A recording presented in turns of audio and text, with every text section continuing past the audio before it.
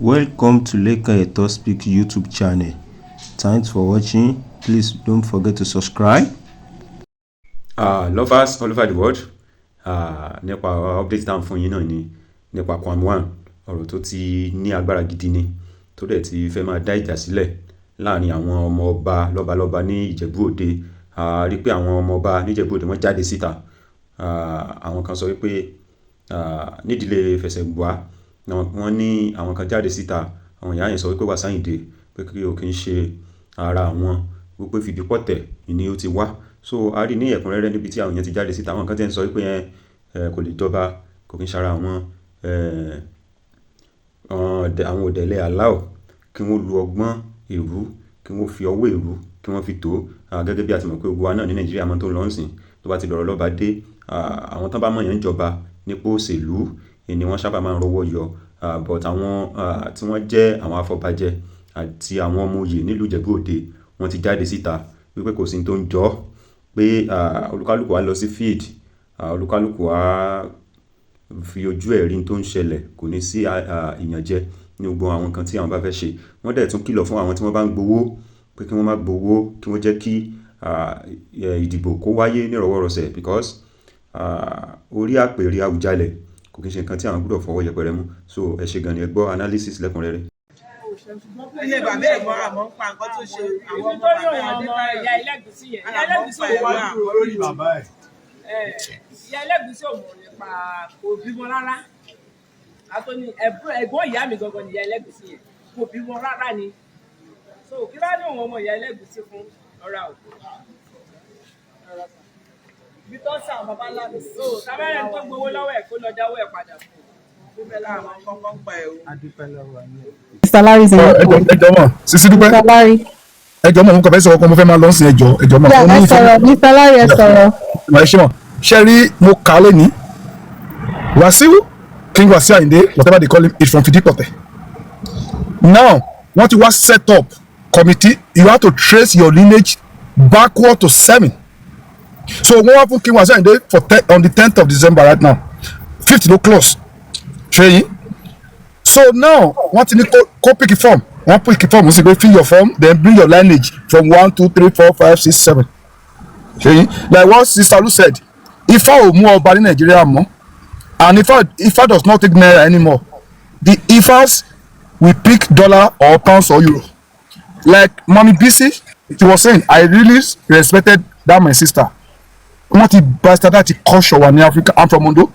Oshemawe of Ondo Kingdom, the late Oshemawe of Ondo Kingdom, wọ́n sọ pé ọmọbìnrin ni. This man went to court títí ọjọ́ tí bàbá kú, after few months ló wàjà náà sọ pé win ní appeal court. I came from one village in Ondo, they call it basic Igbindo. The man supposed to be the king, ọmọbìnrin ni.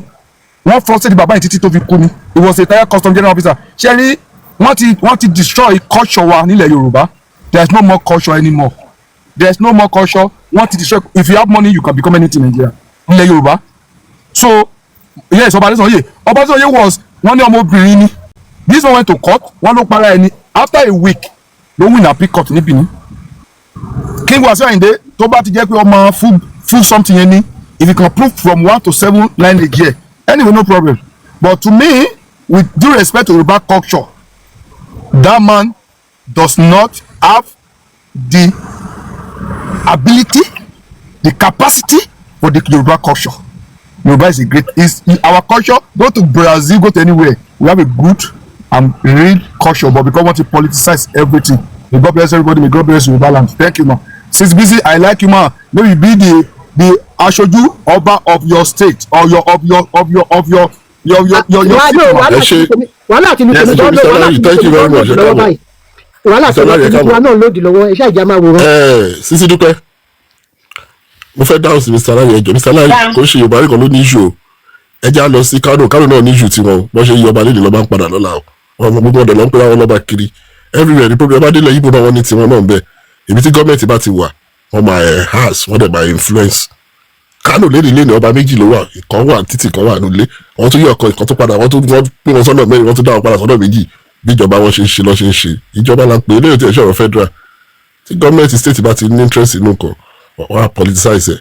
So ìtàn sọ ti Alhaji, torí Alhaji bá ti jẹ ọba tó bá ti jẹ́ pé lóòótọ́ ló wà ti fún Ṣẹ́gun wa, àǹtí Sisi Dúpẹ́ ẹ̀dá àkúgbáradì àmà ṣètò yìí àdàmà invite gbogbo wọn.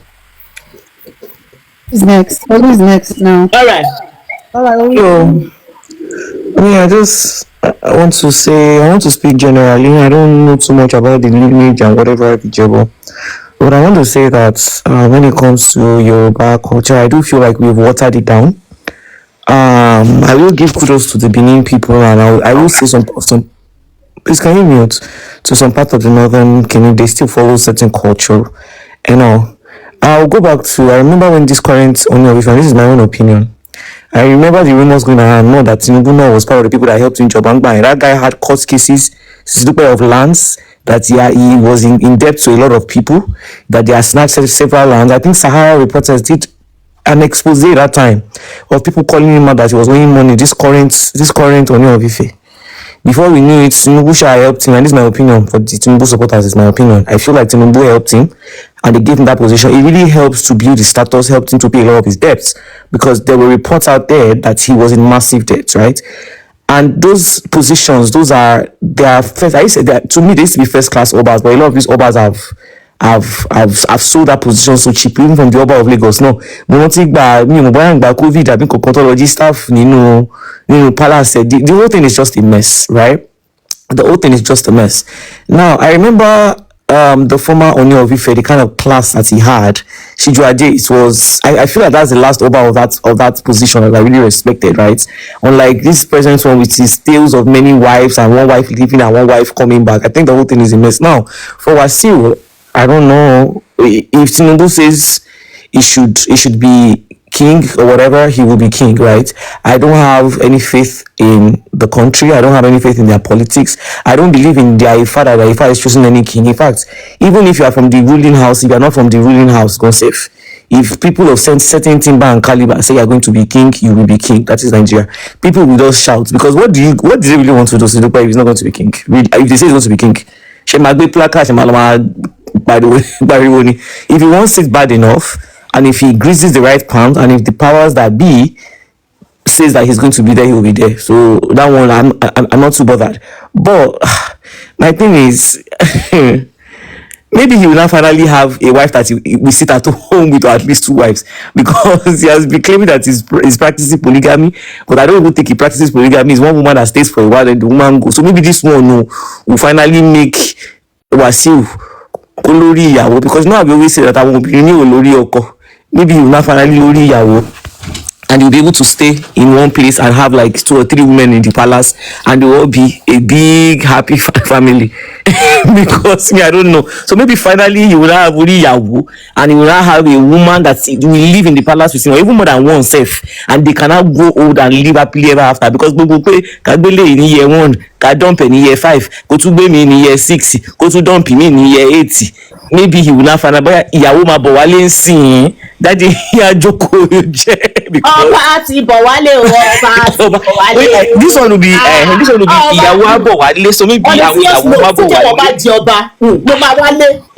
Bóyá àwọn ìyàwó á bọ̀ wálé, because ṣe rí àwọn ọmọ ẹ̀ tí wà scattered in different continents. Gbogbo continents ní dájú yìí ti rẹ́ẹ̀pì ọmọ Australia wọn lọ́mọ bẹ́ẹ̀.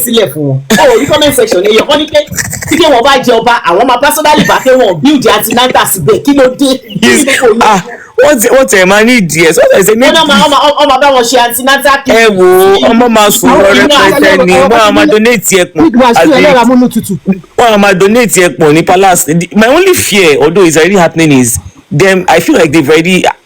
Before I would have been adamant, why should he be there? This is a first class opposition. He will bring the title down. Because to me, right, there's a difference between having class, having panache, being a person of like the upper echelon. This man has money and influence, but like I said, if you can't compare this kind of people to the likes of them Shijuade, if you know his story, right, and how classy that man was, it doesn't mean he didn't have his descendants. You know that they bastardized kingship and chiefship and everything, because anyways, government no go salary for they have to be faithful or loyal to the state government. They have to be faithful or loyal to the government in power, because state government only your one be federal government. So to me, that those positions don't hold as much weight anymore. They bastardized it. So to buy fair from comfort, to buy from but kosha make sure we condom ma wa ni palace. Ko dem ma ṣe kíní kọ́ ṣe class ní palace kọ́ dẹ̀ máa ṣe kíní kọ́ máa pín plan B and everything that like finally bóyá àwọn ìyàwó máa wá bọ̀ wálé àwọn méjì mẹ́ta mẹ́rin tí bàbá ní kọ́ kúkú fún wọn kọ́ máa lọ ṣe bí Ọọ̀ni of Ifẹ̀ tó fẹ́ 6 àbí 7 àwọn baby mamas wọn náà ti tó kọ́ gádà gbogbo wọn kọ́ wá jẹ́ big happy family. So maybe that's the good thing that will be able to come out of this. His children all over the world can now know each other because àwọn náà máa jẹ́ bóyá prince àbí princess. So that is the good side of it that I want to look at. Lovers all over the world ọ̀rọ̀ ni ẹ ti gbọ́ tí àwọn èèyàn ti sọ wọ́n dẹ̀ ti sọ bí àwọn government bí wọ́n ṣe gazette nípa tó ń ṣẹlẹ̀. So lẹ́kùnrẹ́rẹ́ àti fún yín ní update gbogbo àwọn comment analysis táwọn èèyàn give lórí ọ̀rọ̀ Lọ́bàdé nípa K1 pẹ̀lú àwọn ìgbésẹ̀ tóun náà ń gbé tí wọ́n ní ó ń claim ìdílé méjì ṣùgbọ́n náà lè ti gbọ́ yín. Kí ni fíìlì ẹ̀yin tẹ́ jẹ́ viewers wa ẹ comment ẹ share ẹ like ẹ tún subscribe. So I really appreciate supporting you so far. We love you all. Thanks for watching.